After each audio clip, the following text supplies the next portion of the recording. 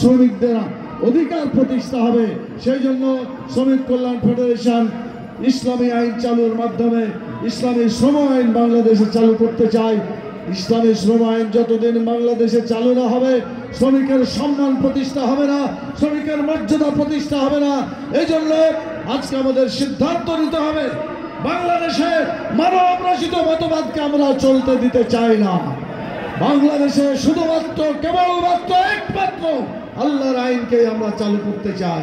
সেজন্য বাংলাদেশ শ্রমিক কল্যাণ ফেডারেশন প্রস্তুত আছে এবং কাজ করে যাচ্ছে। সম্মানিত সাথী এবং বন্ধুগণ, আমির জামাত কথা বলবেন, প্রধান অতিথি কথা বলার সুযোগ করে দেওয়ার জন্যই আমি আর লম্বা কথা বলতে চাচ্ছি না। আমি শেষখানে যেটা বলতে চাই, 5ই আগস্ট একটা বিপ্লব হয়েছে, একটা গণঅভ্যুত্থান হয়েছে। সেখানে স্লোগান ছিল উই ওয়ান্ট জাস্টিস, আমরা জাস্টিস চাই। এই জাস্টিস প্রতিষ্ঠা হবে না, ইসলাম যদি প্রতিষ্ঠা না হয় জাস্টিস হবে? মোটেই জাস্টিস হবে না। আল্লাহ তাআলা কোরআন মাজিদে বলেছেন, ইন্নাল্লাহা ইয়ামুরু বিল আদলি ওয়াল ইহসান, নিশ্চয়ই আল্লাহ তাআলা হুকুম দিচ্ছেন যে তোমরা জাস্টিস প্রতিষ্ঠা করো, সুবিচার প্রতিষ্ঠা করো এবং মানুষের কল্যাণ সাধন করো।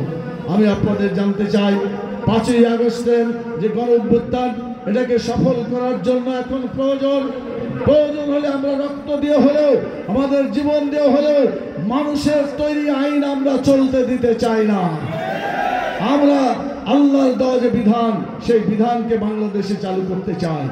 54 বছরের ইতিহাস বাংলাদেশে, 71 থেকে 25, এই 54 বছর পর্যন্ত আমরা দেখেছি মানব রচিত আইনের, মানব রচিত মতবাদের দৌরাত্ম্য দেখেছি।